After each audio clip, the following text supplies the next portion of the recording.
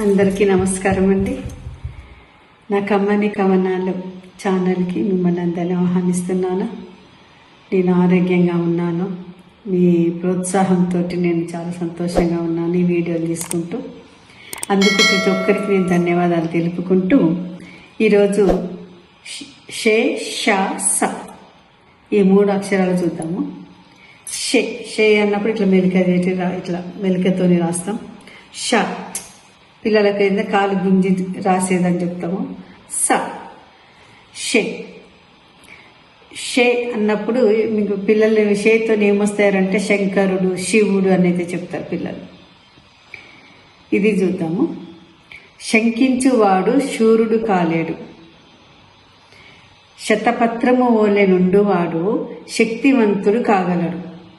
శక్తివంతులకు శక్యం కానిదంటూ ఏమీ ఉండదు. ఇక్కడ ఏంటిది? శంకించువాడు శూరుడు కాలేడు అంటే ఎప్పుడు ప్రతి దాని మీద ఏది మాట్లాడినా ఏం చేసిన అనుమానంతో ఉంటారు. కొంతమంది నెగిటివ్ మైండ్తో ఉంటారు. వాళ్ళు ఏమి చేయలేరు, ఏమి సాధించలేరు.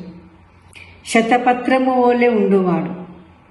శతపత్రం అంటే 100 ఆకులతోని 100, శత అంటే 100, పత్రం అంటే ఆకులు, 100 పత్రాలతోని గుబురుగా ఉన్నటువంటి తామర పువ్వు బురదలో ఉన్నా నీటిలో ఉన్నా నీటి బిందువు కూడా దానికి అంటుకోనివ్వదు.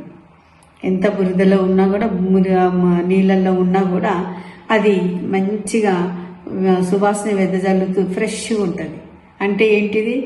బురదలో ఉన్నా కూడా దాని మట్టిని తీసుకోలేదు, అది ఏమీ తీసుకోదన్నట్టు. అంటే మనుషులు కూడా ఎదుటి వాళ్ళలో చెడుని తీసుకోవద్దు, మంచిని గ్రహిస్తే మనము మంచిగా ప్రకాశవంతంగా తామర పువ్వు లెక్క ఉంటాము అని. ఏ మలినాలు కూడా మనకు ఉండవు. అందుకే ఫస్ట్ మనము మనుషులతోటి వాళ్ళలో మంచినే చూడాలి, కానీ అందులో మనం చెడుని వెతుక్కుంటే మనం ఏదైనా ఫర్ ఎగ్జాంపుల్ కొంతమంది మనం ఏమనుకున్నా కొన్ని వస్తుంటాయి ఎదుటి నుంచి, అప్పుడు కూడా మనము కొంచెం క్షణకాలం బాధపడ ఉంటాము. కానీ అట్లా కూడా మనం ఉండకుండా బ్యాలెన్స్డ్గా ఉండగలగాలి. అట్లాంటి వాళ్ళు శక్తివంతులు కాగలరు, ధైర్యంగా ఏదైనా పని చేయగలుగుతారు. శక్తివంతులకు శక్యము కానిదంటూ ఏమీ లేదు, అసాధ్యం అంటూ ఏమీ లేదు, అన్నీ సుసాధ్యమే అయితే వాళ్ళకి. ఇది నీళ్ళల్లో ఉన్న తామర పువ్వు ఎంత ఫ్రెష్గా ఉంటుందో అలా మనుషులం కూడా ఎదుటి వాళ్ళ నుంచి మంచిని గ్రహించి మనం మంచిగానే సాగుతూనే పోవాలి. ఇంకేమన్నా వాళ్ళు ఏమైనా అన్నా చేసినా ఏదైనా చల్లినా కూడా వాళ్ళకే వెనక్కి పోతుంటుంది. అది పిల్లలకు వాళ్ళు ఒకరొకరు తిట్టుకొని, అరే నా పిల్లలు వస్తారు నా పెన్సిల్ పోయింటి ఎప్పుడు వాడు బ్యాడ్ వర్డ్స్ ఉపయోగిస్తాడు, మంచిగా మాట్లాడని పిల్లలు చెప్తుంటారు. అవన్నీ వినకమ్మా నువ్వైతే మంచిగానే ఉండు అని చెప్తుంటా. మళ్ళీ వీళ్ళు పోయిన తర్వాత ఎవరినైతే కంప్లైంట్ ఇచ్చిందో వాళ్ళని పిలిచి ఎందుకు అట్లా చేస్తావు, అట్లా ఉండకూడదు కదా అని చెప్పి వాళ్ళ పిల్లలకి వెన్ను తట్టి బుజ్జగించి చెప్పడం అనేది జరుగుతుంటుంది. ఇది షే మీద. నెక్స్ట్ ష. ఇప్పుడు షే అయిపోయింది. ష. ష అంటే షరతులు, పుష్పము అంటారు పిల్లలు. ష వస్తుంది కాబట్టి. షరతులు లేని బంధము షష్ఠి వసంతాల పాటు షడ్రుచుల మాదిరి కలకాలము నిలిచిపోవును. షరతులు లేని బంధము. షరతులు అంటే ఏంటిది? ఏమి ఆశించకుండా, నువ్వేమిస్తావు, నువ్వేం పెడతావు అంటే ఎదుటి వాళ్ళ మీద మనం కన్నేయకుండా, వాళ్ళు ఏం పెడతారు అనేది మనం ఆశించకుండా మనం ప్రేమను పంచితే అట్లాంటి ప్రేమ ఎట్లా ఉంటుంది, ఎంతకాలం ఉంటుంది? షష్ఠి వసంతాల పాటు, 60 కాలాల పాటు అది షడ్రుచుల మాదిరి. అంటే అన్ని రుచులతో కూడుకున్నటువంటి షడ్రుచులు. షడ్రుచులు అంటే మనం ఉగాది పచ్చడి చేసుకుంటాం. ఏమేమి వస్తాయి చెప్పండి? తీపి, కారం, చేదు, ఉప్పు, పులుపు, వగరం. ఈ 6 వస్తాయి. ఈ రుచులతోటి ఎంత ఉగాది పచ్చడి అందరూ ఎంజాయ్ చేస్తాం. ఇంకా చెరుకు రసము, బెల్లము, వీటిని కూడా దాంట్లో కలుపుతుంటాం. చెరుకు రసం, బెల్లం బదులు ఎంతో మధురంగా ఉంటుంది.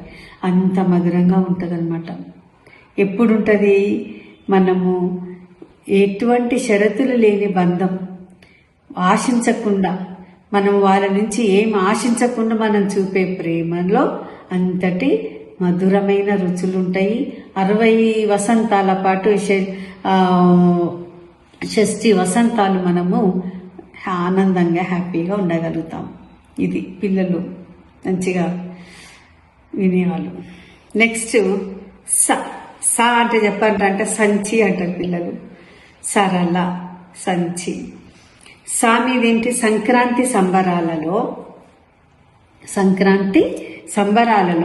సందడి చేద్దాము రారండి.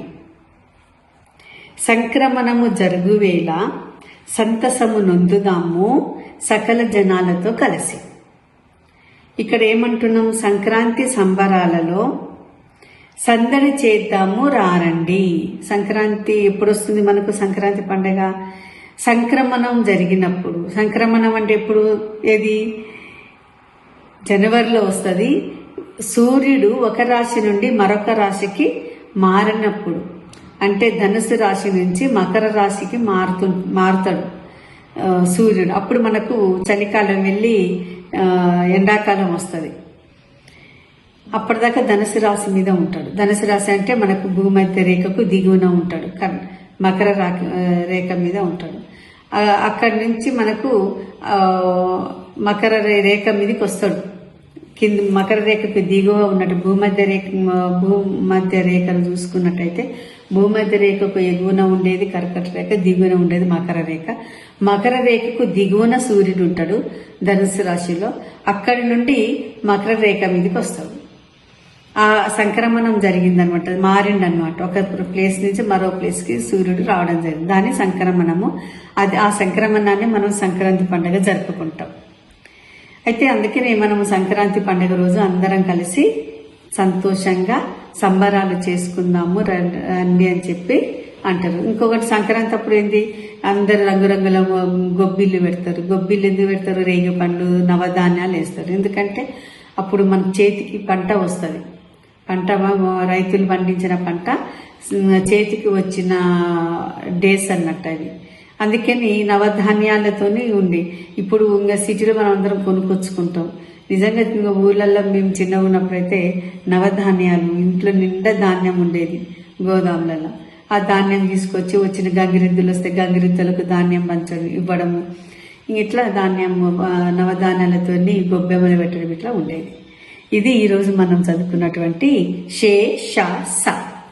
ఇవి గమనించారు కదా. అందరికీ ధన్యవాదాలు తెలుపుకుంటూ నా ఛానల్ని సబ్స్క్రైబ్ చేసుకోగలరని కోరుకుంటున్నాను. Thank you.